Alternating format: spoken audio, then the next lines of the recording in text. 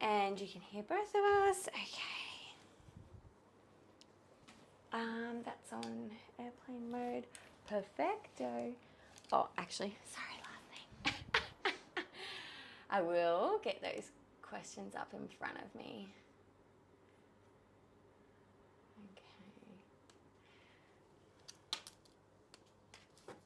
Okay. And we'll give a bit of a intro to you at the start as well. Is there anything in particular you wanted to talk about on the podcast, like business stuff you're wanting to launch or anything like that? Not really, I don't think. Yeah. No. Yeah, perfect. Perfect.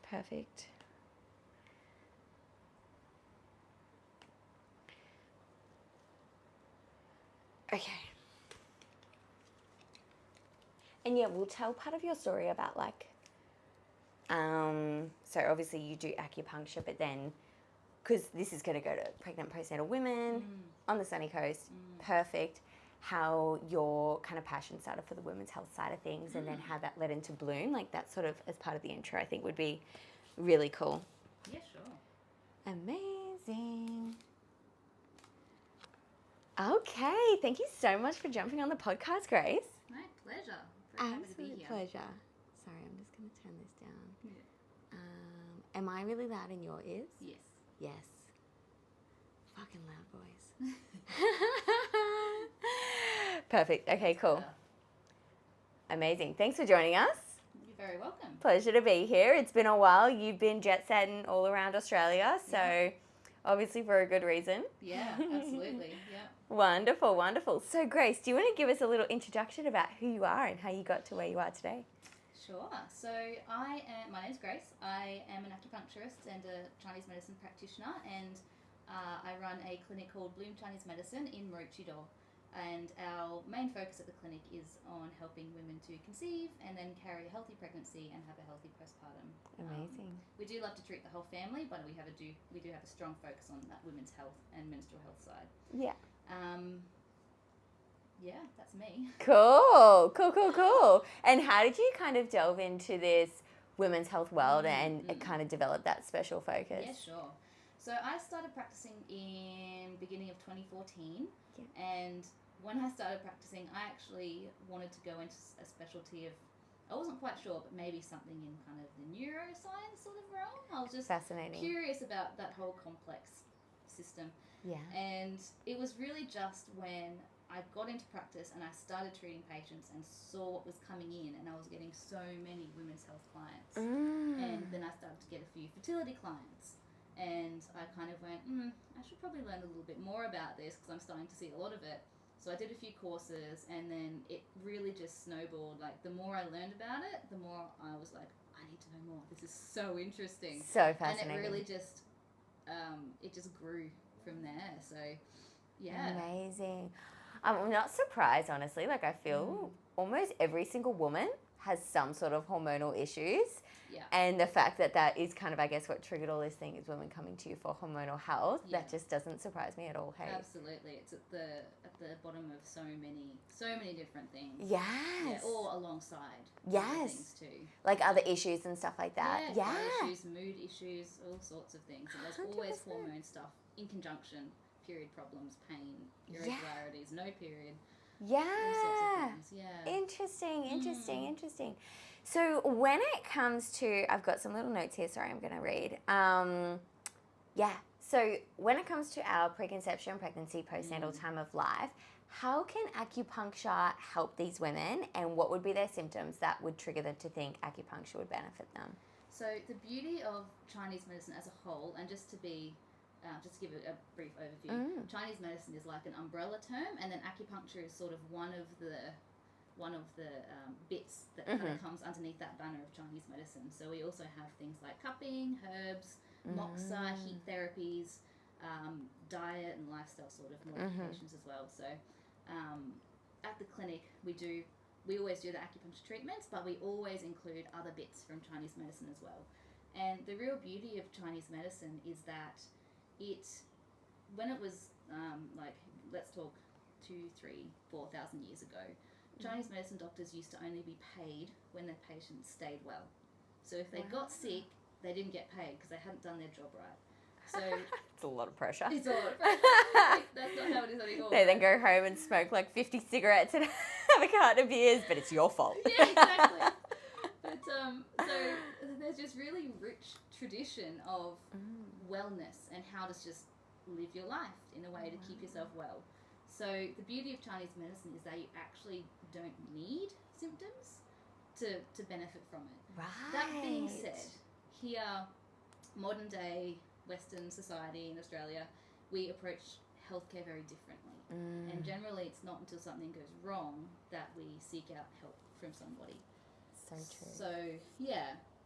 So even though you don't need symptoms, everyone who does come into the clinic has got some sort of symptom. Because, let's be honest, no one has perfect health. With the culmination of the life we've lived, the way we were born, from everything that's come up to this point.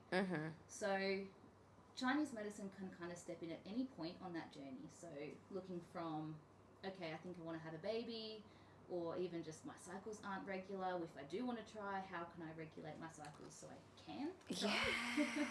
And then what happens if maybe things aren't working like you'd like them to, or in the time frame you'd like them to, what next? Or how to pursue things like testing to see what might be going on for both yourself and your partner. Help with figuring out, do I need IVF or not? We can be part of that picture. Everything from, then when conception does happen, morning sickness, symptoms like morning sickness, pelvic pain, reflux, all of any sort of pain acupuncture absolutely excels at, but there's so much more we can do as well. Like I mentioned before, the mood, the gut, headaches and migraines, even period pains and pelvic pains as well. And so all throughout your pregnancy, we can help with the myriad of things that inevitably comes up. And then even just helping to support the body as it goes through these shifts and grows a human and grows a placenta and does all the things that it's doing. And then prep for labour as well, just helping to soften muscles and ligaments around the pelvis.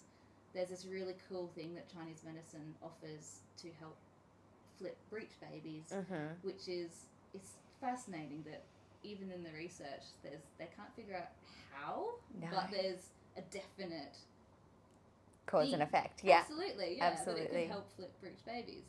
Which is wild. It's so wild. On like the pinky toe. It's on the pinky toe. How does that make sense? How does that work? And they're like, I don't know, but it's the only use for that one point. It's the only use for it, and that's it. And it works really well.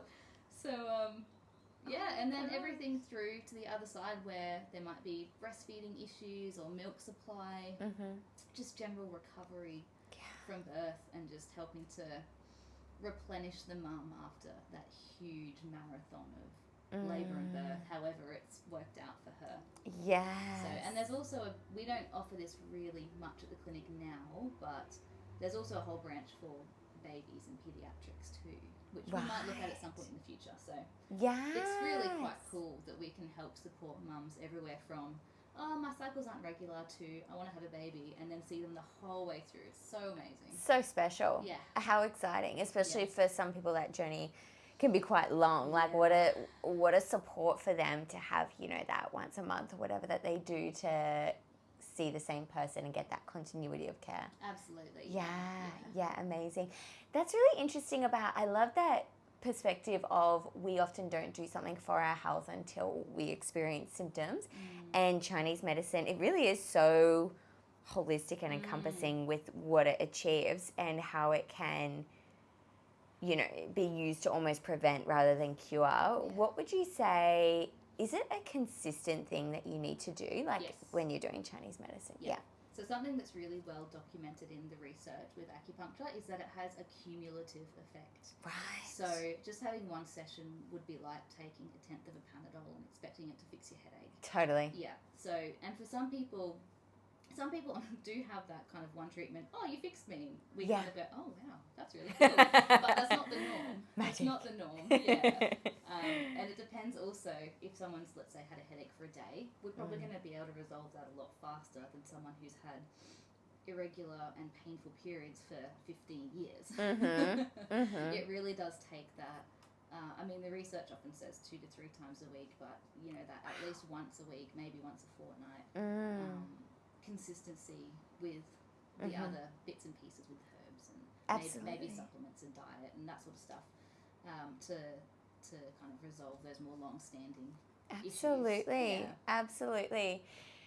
It's interesting. I'm going to ask you a bit of a personal question, but I feel like other people will find it interesting as well. With periods, I don't get any pain with my periods at all, but I realised going through it with Emmy the other day that they were very irregular, like anywhere from 26 days to 32 days. But I feel fine with them. Like it's not a big deal to me. Do you think that that's like, are we meant to have a very regular cycle?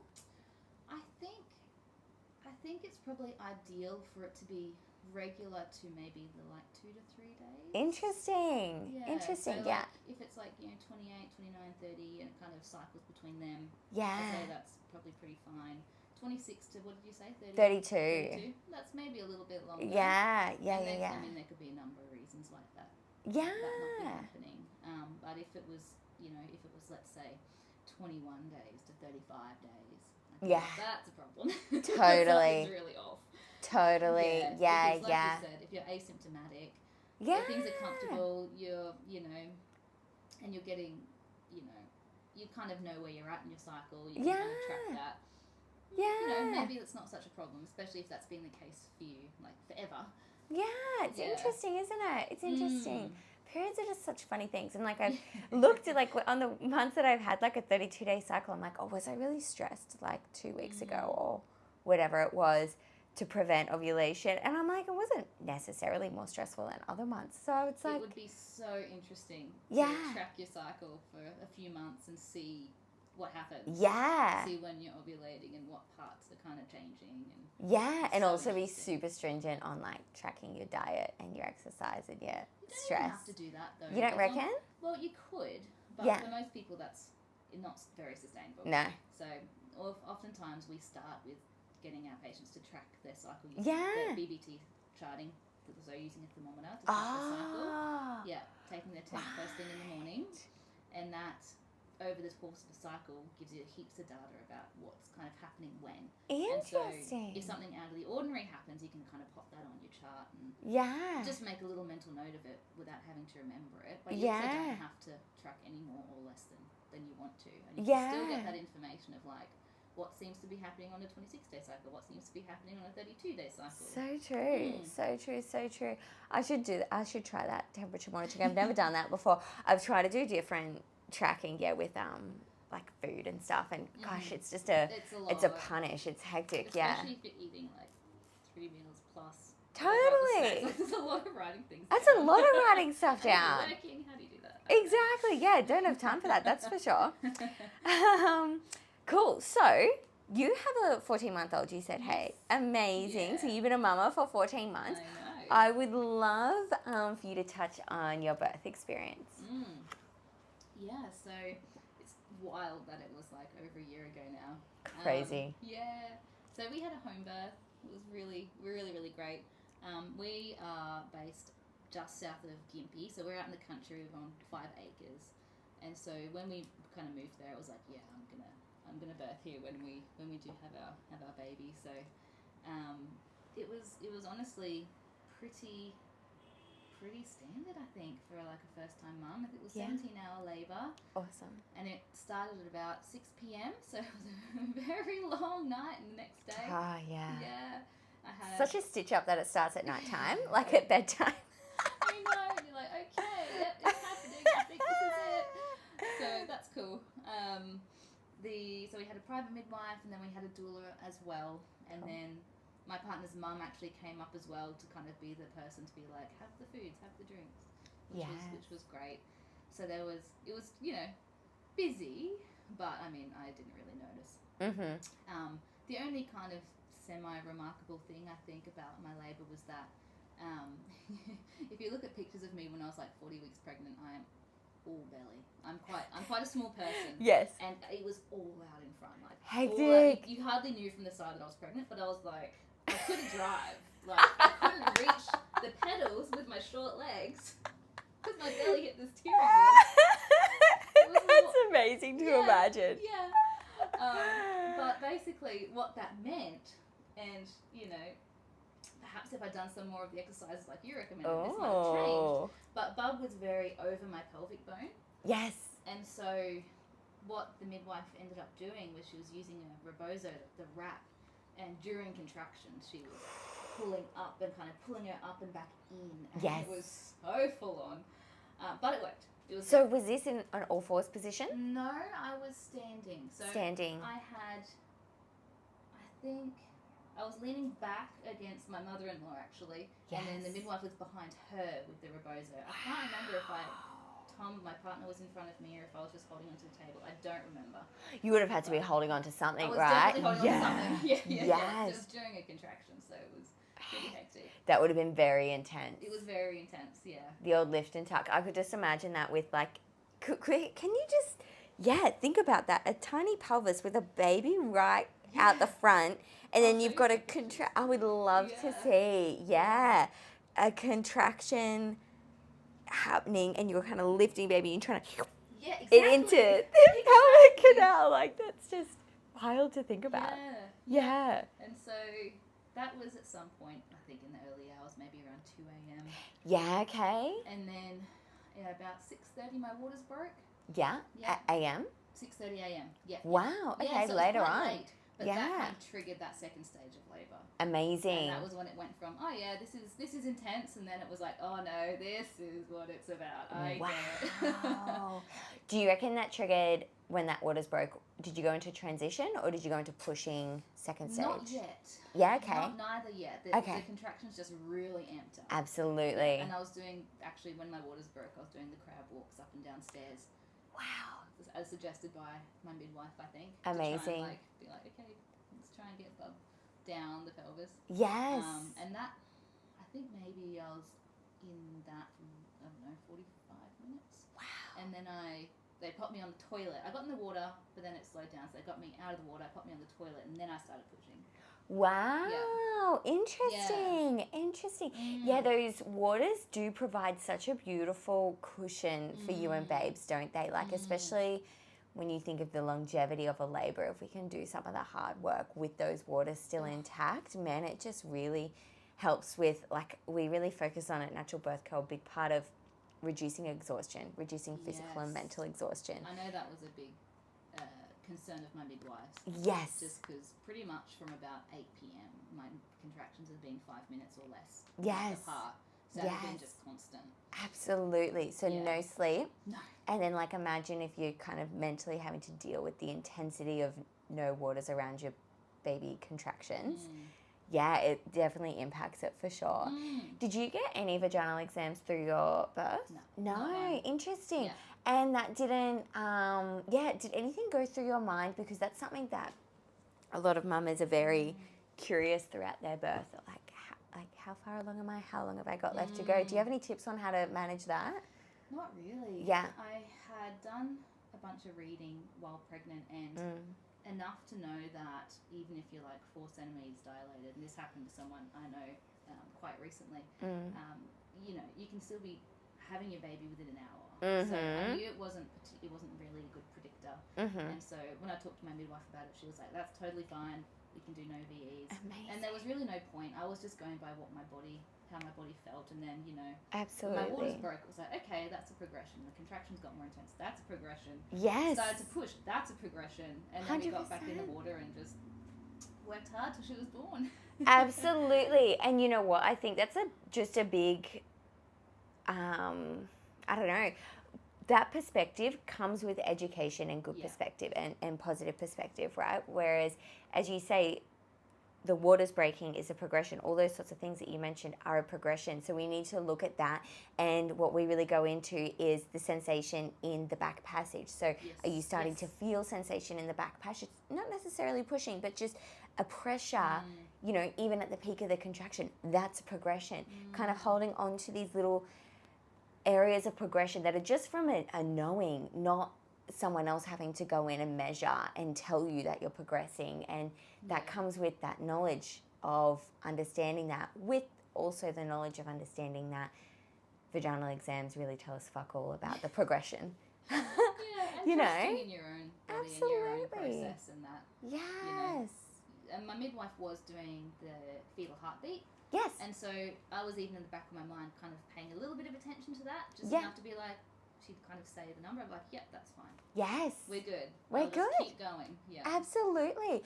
What was your best technique to manage pain in labour, do you think? I loved the tens. Yes. The tens. Ah. Amazing. Divine. Would recommend it to everyone. Yes, me too. Yeah. I also used the little press tacks that we use. Oh, we'll get into that for sure. That's great. Yep. Actually, one of my, I'll just explain it. Yeah. In acupuncture, we have these really cool little, they're leave-in needles, and I know that sounds terrifying, but it's not. Yeah. They're like a mil long. They're really, really short, so much so that you don't even notice they're there. No. And they're kind of taped, sort of, very, very securely onto your skin. And so I had them in a bunch of different points. I kind of put them on when I was like, yeah, pretty sure this is labour, and I just put them all in. So I didn't have to think about it. Good idea. And actually, one of my favourite photos of like kind of the moments after my daughter was born, you can see on my hand, I've got the press tack there, which is kind of cool. That is so cool. Yeah, we always have mamas coming into yoga with your guys' press tacks in, for sure. Yeah. So what points did you use specifically for that during labour? So I used these ones on the hands Yeah. for good pain relief. Pain relief, yeah. Pain relief points. Pericardium 6, this one's called. Okay. The wrist, which on the inner side of the wrist, and that's really good for any nausea. I didn't have too much nausea, but I thought I might. So. And who knows? Maybe you would have without the press tack. Maybe. Fucking who knows? Yeah. I had between the big toe and the second toe as well. Yes. Which is another pain relief. Is that KD1? No, that's liver 3. Ah. Kidney 1 is Underneath. the foot. I That's thought kind of maybe it went through. Well, a lot of people will hold both. Yeah, And kind of massage interesting. both. Yes. Kidney 1's a nice grounding and kind of just calming, bring down. We call it the pressure button in our The pressure workshop. button. Yeah, if mama's in freak out mode. Boop. Yes, exactly, but not with a needle. That one, it hurts too much. Yeah, fair call. I could see that actually. Yeah. And then I did spleen 6, which is just above the ankle. Yes. Inside of the ankle bone, which is just a nice kind of help assist with the contractions. And, Totally. and so I just had those in the whole time. So good. And they're So fine to be good. in the water. And Yes. that, so. That's a fantastic idea. Unlike the tens, which you obviously can't take into the water. Absolutely. Yeah. So did you take the tens off when you went into the water, and then when you got out and went to the toilet, you put it back on? Yeah, dried yourself quickly. It went on and off about 3 times. At one point I was in the shower, and then it come off, like, contraction finished, turn the water off, dry, get it on before the next contraction. Oh my gosh, so It's good. like, it's time, get it on. Yes. Oh my gosh, I could just imagine. Yeah. Okay, cool. So TENS machine and your pressure tacks for managing pain and labour. Yeah. Yeah. How was your partner through the whole experience? He was great. Yes, He was great. Yeah. We had done some hypnobirthing. Cool. Actually, through our doula. She Cool. kind of taught us privately. So, and even though, to be honest, a lot of the hypnobirthing stuff went totally out the window as soon as I was in labour. Yes.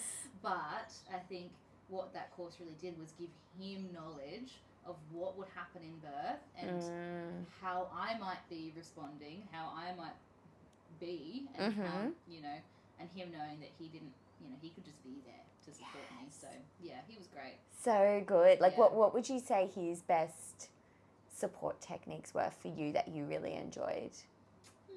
I mean, he was always just asking me what I needed.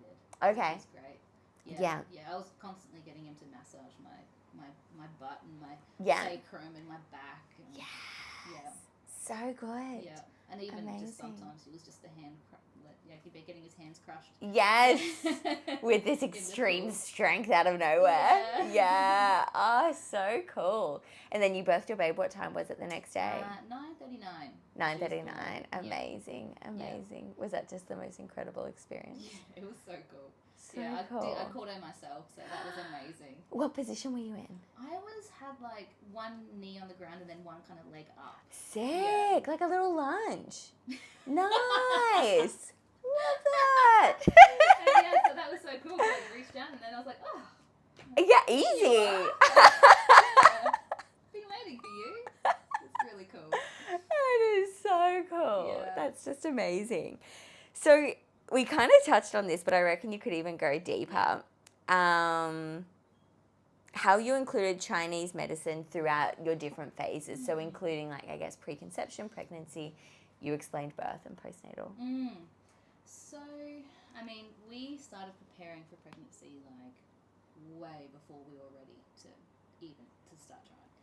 We were and my partner was totally on board with this, but we started preparing maybe a year before. And in that time, we did end up buying a house, which we went, okay, well, let's not try it. Let's give it a bit longer. Let's get into our new house. But let's keep preparing in the sense of health and stuff. Yeah, so we just did a lot of the, I mean, neither of us are big drinkers. We've never smoked that sort of stuff. Obviously being a health professional. Yes. With that. We were on, some supplements like prenatals and beef liver and some cod liver oil. And Cool. Fun things like that. Yeah. And what else did we do? Just basic lifestyle stuff, getting moving, trying to get enough sleep, as much as we could, in the season of life that kind of was. Yes. And I mean, Chinese medicine focuses a lot on like the everyday bits and pieces. So, slowing down, resting, not something I'm amazing at, but constantly working on. But even in terms of like diet, there's a strong emphasis on warm cooked foods. So slow cooked meats and, roasted veggies and everything that's cooked to make it easier for your body to digest. So bone broths and hot teas. So for years I've always lent more towards that. Within reason, on a 40-degree day, I'm going to go for an iced tea over a hot tea.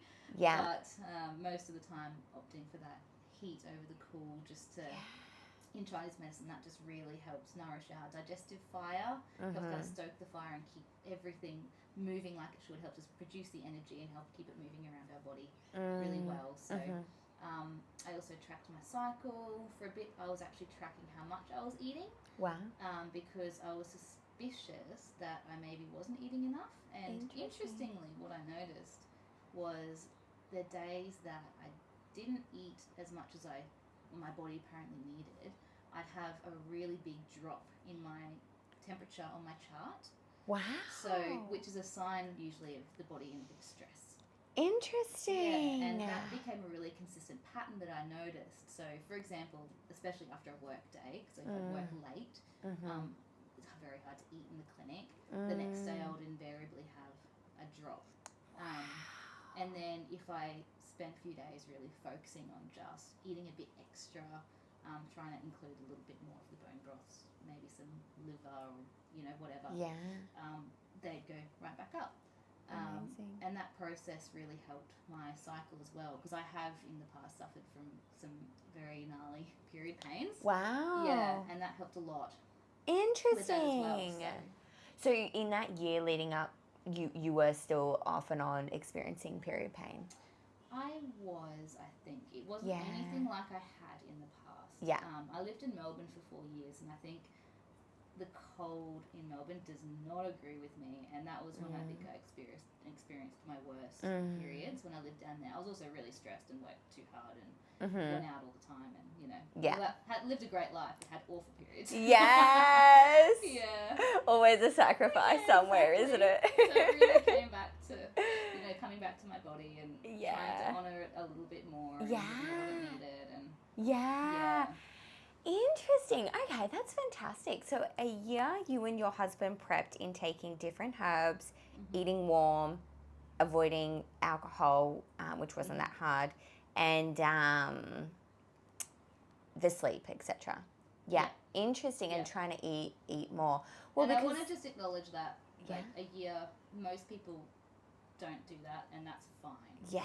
That's just how it worked out for us. We had a really good sit down one day and kind of mapped out what we would like to happen, give or take, depending on life. But and we kind of put in a vague, okay, here's when we're going to start trying.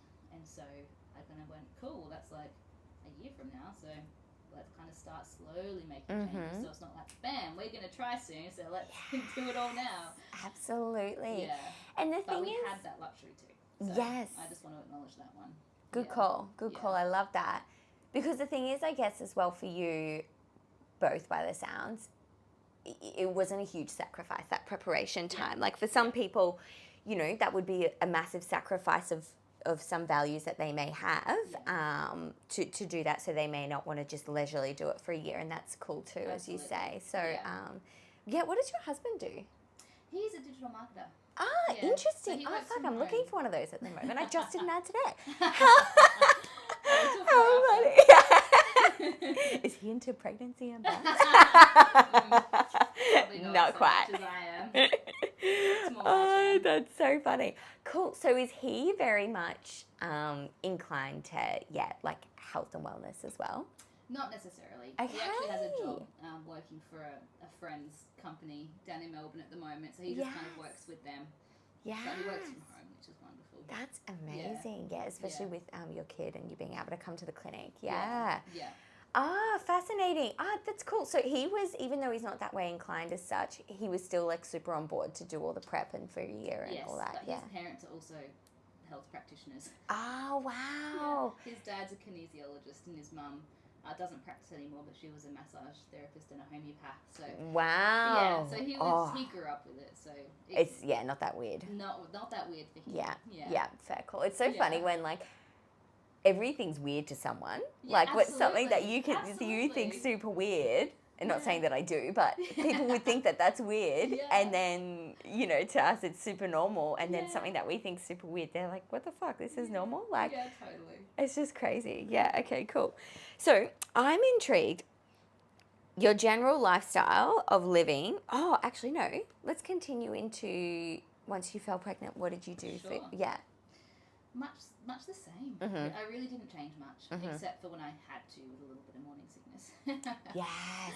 Yeah. Just, you know, went off some foods and just ate a lot of cheese and I had a lot of like bread with butter with cheese and extra salt on top. That was my thing. Yum. So much salt and fat. That's what I wanted. Anyway. So good. Yeah. Love that. Do you find that you, with your diet, you have any like things that you avoid or sensitivities? Yeah. I don't actually. Me too. I used to. Yeah, I used to suffer a lot with, had to stay away from this and that. But honestly, for me, more or less cutting out alcohol. Wow. Like, and focusing on like the bone broths and the slow cooked things. That's kind of, I can eat like everything now when I couldn't. Fantastic. A while ago. So yeah, and I do make a lot of my own food at home. I love cooking. So that helps. I make sourdough and I make a lot. Nice. Yeah. That would have taken a few trial and errors, I imagine. Definitely. Yeah. Still get the odd brick. But most of them are all right. Chuck it to the chickens, they'll love it. Oh, we still eat it. So good. It's still food. It's still food. It's nourishing sometimes. There's nothing wrong with it. It's just, you just have to toast it. Absolutely. Put a lot of butter on it. You know what? What am I saying, Susan? My girlfriends freaking love it when I say this is... Yeah, because I'm trying to really, really, like, and I've always been pretty good at this, but you know when you go through levels and you go through, this is my standard for health now, and then you reach a point where you want to take it a bit further, and et cetera. And I'm going through one of those steps at the moment. And one of my sayings is, I ain't no bitch to my taste buds. And I just give myself a kick in the ass. And it makes me laugh, and I'm like, I don't fucking need that. Yeah, exactly. But then if something's there and it's available and it tastes good, and it's like, all I want it for is because of the taste. And it's like, what the fuck's that? Like, it's not even going to do anything for me, except for negatives. So exactly. Make your own food taste good and you'll stop craving. Absolutely. Absolutely. Yeah. Oh, so cool. Okay, so much the same in pregnancy. Did anybody else do acupuncture on you? Yes. Yeah. So I did get acupuncture. I did take herbs as well. Cool. Yeah, not throughout the whole pregnancy, but here and there throughout it, especially kind of towards the end. Yeah. Which was really good. And then, a lot of, what else did I do? A little bit of, self-massage and kind of acupressure. A little bit of acupuncture at home too. Yeah. So I can do a little bit on myself. Much nicer to have someone else do it though. It would be, much more relaxing. Yeah. I've done, because you know how I did that, like crash course or whatever on acupuncture, and I do put some in from time to time, but I can never like fully relax when I'm doing it on myself, in the sense of I feel like I'm putting it into like a tense muscle rather than like being fully floppy. Yeah. Which it doesn't feel very good, I don't think. You have to have your body somewhat activated to get the needle in. Yeah, totally. What about postpartum?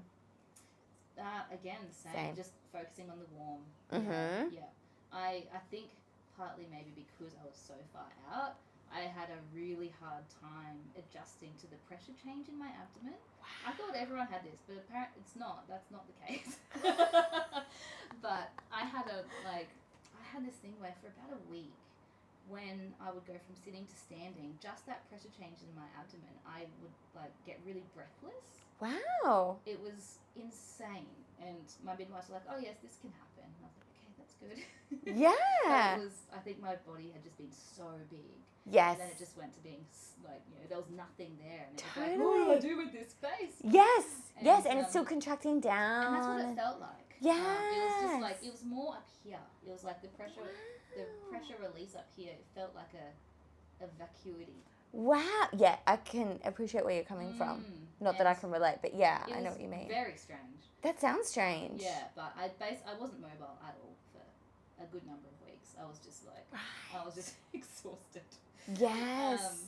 And so just saying, like, we had a lot of food in the freezer, and it was all stews and soups and stuff, and just hot teas and hot drinks and amazing. Yeah. And this was at the end, like start of spring, so it was still pretty cool. Like it wasn't super hot, so it was very easy to do it warm. And we had the fire going in the house a lot, and how warm. Yeah. And you just pretty much stayed in bed with your babes and more on the couch. Yeah. Yeah. Went between the bed and the couch. Yeah. I, of course, had family visiting to help out as much as they could, and I was like, well, I kind of want to talk to them, so I just go and lie on the couch instead of lying in the bed. Yeah. And you just felt pooped, as in like a normal post-birth.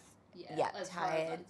My one time giving birth. So, and just like, I think a lot of us, might feel like that, but not let ourselves really, relish in that. Because isn't it in Chinese medicine they do like 50 days? 40 days. 40 days, Yeah, the golden month, they call it. Yeah. It's like 40 days. Traditionally, I wouldn't necessarily advise what they did traditionally, but traditionally there would be like no showers, definitely don't wash your hair. But that was also because it was probably very hard to get hot water to bath in. So it was like, don't subject your body to cold. So it was like, don't shower, don't wash your hair, don't step outside and let the wind get on the back of your neck. And you basically just stayed in bed for 40 days. So I didn't quite do that because I got antsy, and I was like, I'm just going to do some very little light walks while I'm all rugged up around. Yeah. Even just out on my balcony. We are on a hill, so there wasn't much walking up the hill, but it was just out on the balcony. Yeah. So yeah, and keeping your belly and your back warm. And your feet warm. Amazing. Baby on you. Yes. Yeah. Was your recovery was fine, normal, all G? Yeah. I actually did have to make a trip to the hospital just the day my daughter was born because I just needed to get some stitches, which sucked. But it was definitely a bit of a pain because I was like, I've made it this far. But I was also just... Did your midwife not do stitching? She didn't want to for that one. Right, so I just had a second degree, and she thought it might be a third degree. So she was like, I'm going to just... I don't feel comfortable, I'm going to refer you to the hospital. Good. And yeah. And that was a good decision. And I was so happy to have birthed at home that I was kind of like, okay, we can do this. Yeah. First car ride's a bit sooner than I would have liked, but that's okay. Especially for like, what would that have been, like an hour or something? Oh no, like to 10 minutes. No, sorry, where'd you go? Gympie. Gympie Hospital. Fuck yeah. We're like 10 minutes from Gympie Hospital. And one of the doctors there did it. Yeah, we got a really good doctor there, and it didn't take that long, so it was fine. Yeah. So good. But aside from that, it was fine. That was quite sore, but recovery was really quite good. Yeah. I actually listened to something the other day. I'd love your opinion. With Tez, at the hospital, this is what we do. We give peri-packs for ice on the perineum, right? And I understand that they're trying to reduce inflammation so that it can heal, but then we're also reducing circulation. So this other thing that I saw said to not do that, and this is like, day in the life of a pregnant woman, just conflicting research everywhere. What are your thoughts on what to do to heal tears? Did you do ice? No. No. I didn't do ice. I couldn't bring myself to it. Yes. With knowing what I know Yes. with Chinese medicine. This is a little bit separate to the talk about circulation and everything, but from a Chinese medicine perspective, putting ice directly on those sensitive tissues can just we call it introducing cold into that lower abdomen, which can then contribute to things like period pains, stasis, stagnation in the abdomen, and which is not to say everyone will get that. But where was I going with that? I'm not sure what the research says with the ice on tears at the moment, but the last I checked, which was a couple of years ago, the RICE protocol, rest, ice, elevation, compression, elevation. There was another piece of research that came out not long ago, and it pretty much said that the only thing of those that is actually useful is, I can't remember now if it's elevation or compression. I think it's compression is the only one that's helpful. The ice for healing wounds in general. Yeah. So for the ice, there was a definite time frame. I can't remember if it was the first 2 hours or something like that where ice was beneficial, and any time after that it actually slowed healing. So that's so interesting. And this wasn't tears. This was in other injuries like sprained ankles or whatever. Yes, so I yes, don't yes. know if it correlates to tears, but I wouldn't be surprised if it does. Yeah, well, yeah, absolutely. I totally agree, because that's interesting. Even the rest aspect, I've seen and heard of people, doing knee injuries, etc. And rest is actually the worst thing for it. We actually want to be standing up and walking around on it, like obviously with these certain protocols and stuff. But like that's interesting. The ice thing makes total sense because we're reducing circulation, as is elevation reducing circulation. So I honestly found the little Perry bottles. Yes. The warm salty water and put a little bit of lavender in it, and that actually helped heaps because it was healing up like okay. The midwife suggested putting a bit of lavender in, and that actually made a huge difference. So, and what did it do differently? I don't know. It seemed to just calm it. I think it interesting. Kind of calmed the tissue down. Interesting. I fucking love lavender. It is my favorite scent by far. So nice. Yeah, I'm actually run out. I need to get some more, but it's by far. Pretty much all I use. Interesting. Really. So that's essentially like a sauce bottle sort of thing, like a squirty bottle. Yeah, squirty bottle to kind of clean the wound when I was sitting on the loo. Yes. Then I just kind of tried to stay off it and let it do its thing. Yes, exactly, Yeah. exactly. I did use a heat pack here and there, I think. Interesting. Going into the memory archive. Yeah, you didn't use a sitz bath at all? I didn't. Of herbs? That's interesting. There's no, I think I just didn't think of it. Yeah, fair call, yeah. And no one was around me to say, hey, do a sitz bath. If they had, I think I would have gone, oh, good idea. Yes. I just didn't think of it. Yes. Isn't that interesting? If I had more time again, I definitely would have. Yeah, because on this thing, not gonna lie, it was just some Instagram reel that I saw about the whole not using ice. Yeah. But yeah, she said the sitz bath, the squirty bottle that you were talking about, and heat packs as well. Yeah, and resting, of course. Yes. Which that part, in contrary to what we were talking about with injuries like sprained ankles and stuff, I do feel like, obviously for other reasons, that resting is important for that postpartum. Yes. Yeah, which I know you do as well. Absolutely. And there comes a time where you get sick of resting anyway. Oh, totally. And I think that's a good sign listen to your say body. Your body wants to move. Yes. You can move in a way that feels good. And, absolutely. at one point, I think I was 4 weeks postpartum at this point, my partner wanted to show me something. I think there might have been a flower coming out at like the top of the drive, and it's like maybe 100 meters from the house. Yeah. Fairly steep-ish. Yeah. And I got halfway up and I just stopped and I went, I have to turn around. Like, I can't make it. Yeah. It's too far. I can't do it. And he's like, oh, okay. And got me back to the house. It was like, yeah, I think I can do this. And I got halfway up and I was like, I can't do this. Yes. How soon postpartum do you reckon that was? I think I was like 4 weeks. Like, I was still just like, I would be just so bad at that. Like, yeah. It's just such it would be a shock to the system being like, going from being so capable and independent to being so, I guess just limited with what you could do. I feel like I would go a bit, I'd need to practice beforehand or something like that. Yeah, it's just different though. Yeah. You have a newborn attached to you. Totally. That's where, at least for me, it was just like 100% of my focus was just like on her. So true. Yeah. So true. So true. So Those true. hormones are wild. Yes. So true. They do Amazing. change you. They Oh, do yeah. change you. It's Yeah. incredible. Yeah. So no, you're so right.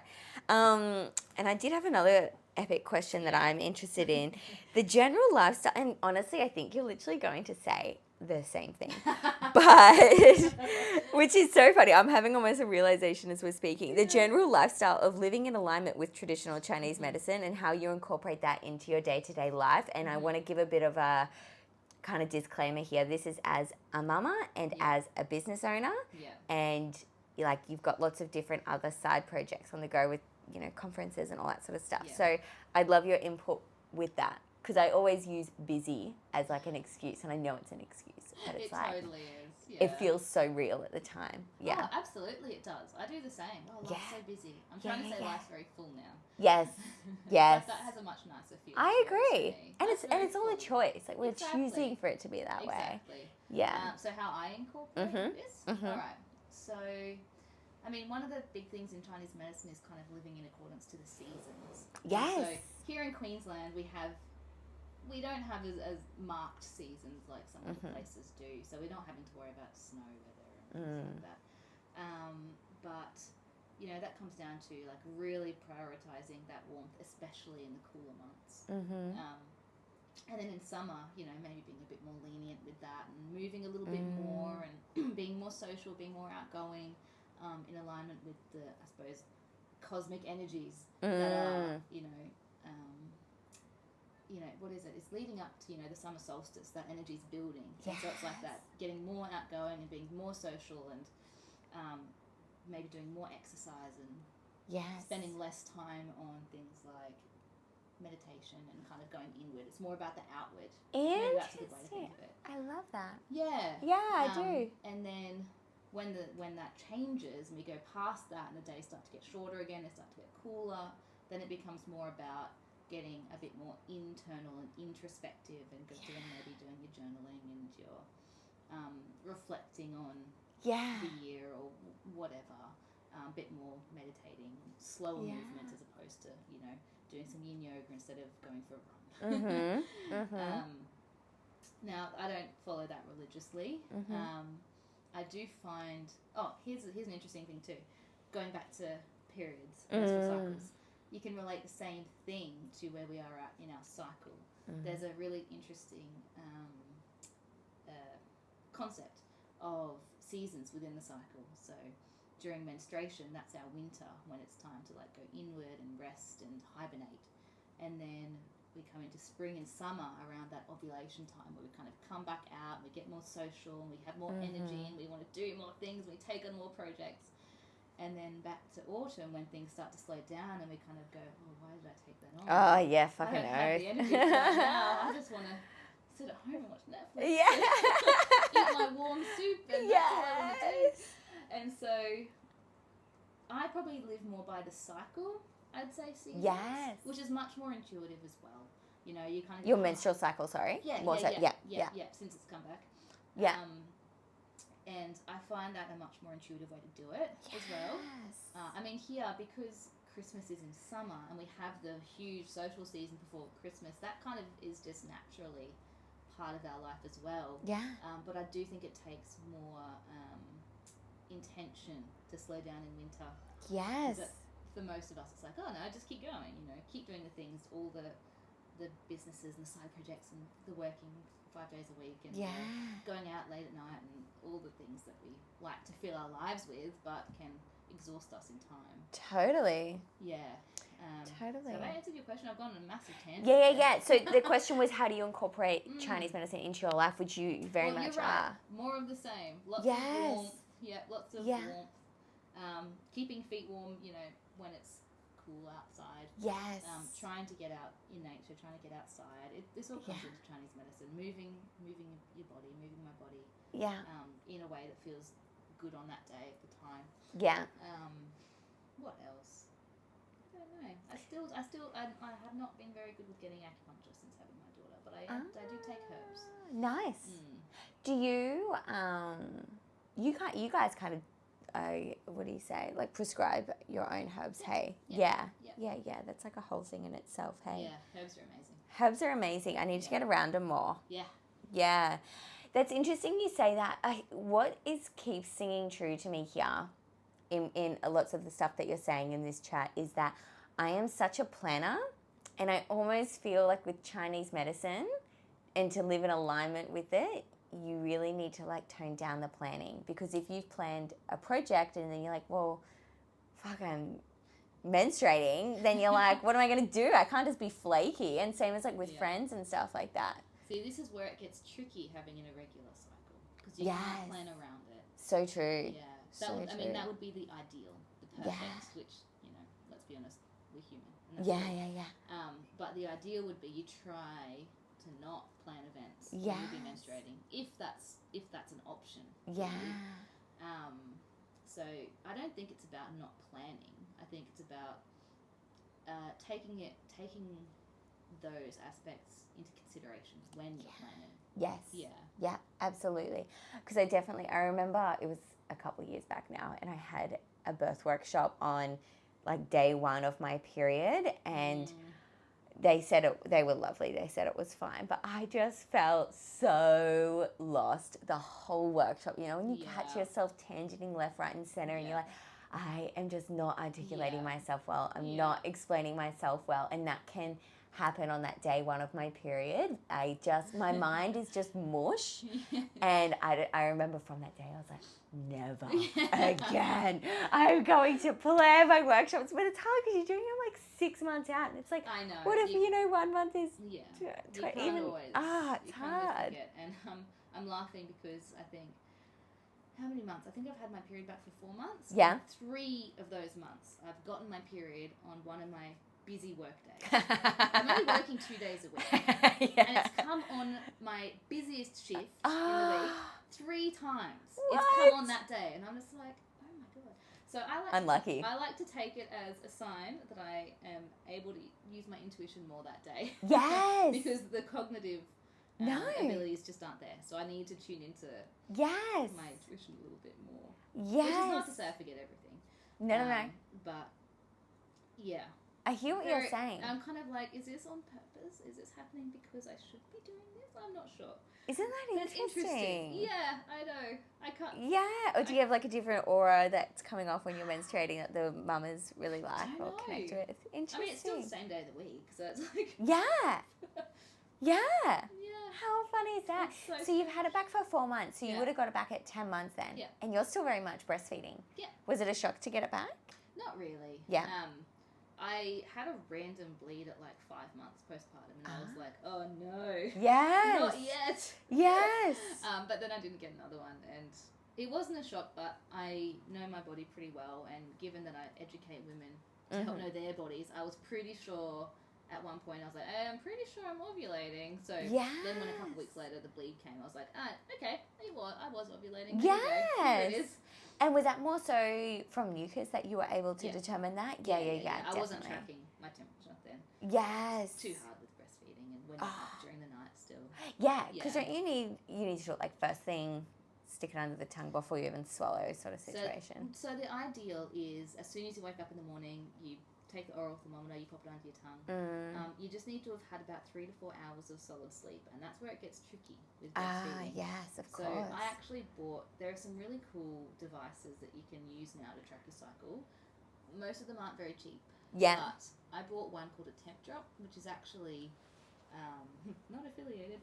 It's an armband. It goes around your arm, and you just wear it all night, and it just kind of reads your temperature, and then you connect it to your phone, and it kind of picks the right temperature. It's a specific thing for basal body temperature. That's amazing. Yeah. So I got one of them before I fell pregnant, because I was curious about them because I had some patients using them, and I was like, you know what, I'm going to try this out. Yeah. And it's so handy with breastfeeding because it doesn't matter how many times you get up. It still kind of calculates the optimum temperature. Amazing. Because what you're trying to get is basically the lowest temperature. That's what's called the basal body temperature. And that tends to happen like as soon as you wake up. Yes. But with the temp drop, it figures it out. So you don't have to Fascinating. Oh, that's good to know. That's good to know. So there are options out there. If Yeah. it is something you're interested in. Totally. That was the other thing when you were talking about how you incorporate traditional Chinese medicine into your life that really sang out there is when you're saying winter, we go more inwards. This winter, I don't know what it was, literally all weekend, like I do obviously pregnancy yoga on a Sunday of, and I would not want to do anything else. I was just like friends are hitting me up, no, sorry, I'm busy. I just wanted to journal and meditate all fucking weekend. There you go. And it felt like not enough time. It was just crazy. And I just remember thinking, like, it got to Sunday and I'm like, I already know what I want to do next weekend. And it's not to do anything with anyone. It was just such a funny time. So, and I think this year I have been trying to be a bit more like intuitive and listening to my body, whereas in the past I wouldn't even let myself entertain that thought, you know? That's ridiculous. Yeah, that's ridiculous. Yeah, and no, it wouldn't even cross into my conscious mind because I would have been planned out like a month in advance. That's amazing. But That's a sign that you clearly are listening. totally. Thank you. Yeah, I definitely feel like I am trying to listen to my body more in that way. Yeah, and then it's hard. It is. I don't know if you feel this, but it's a constant conflict of, wanting to get shit done at the same time while trying to live an aligned feminine life. Absolutely. It's the modern complexity. What is it? What's the word I need? I don't know. Conundrum almost. Conundrum. That's Yes. it. The modern conundrum. Yes. Yeah. It is what it is. Yeah. Oh, well, thank you so much for jumping on the podcast today. My pleasure. Really So good to appreciate be your here. time. Yes. Pleasure. So good. Thank you. Thank you. Done. Woo! Such a good job. Thank That was you. fab. Thanks. Really, really fab. How fun to have you on. That was interesting. I just find it so... Oh, sorry, I'll get it off you. I know, where do I put it? No, it's fine. It's actually so resilient. The babies play with it all the time. And they're always like, boop, boop, boop, boop, boop. And it's, it's so good. All the colourful lights. Yeah, they love it. My They love daughter it. has really just started to figure out buttons, and she definitely would have stopped the recording. If she didn't. Absolutely. Yeah. Buttons and colours and just tech in general, babies just love, don't they? Terrible. Like the mums will bring all the toys and they'll be much more happy to play with the roadcaster. Yeah, all good. So funny. So funny. That was a good chat. That was really You good. took yourself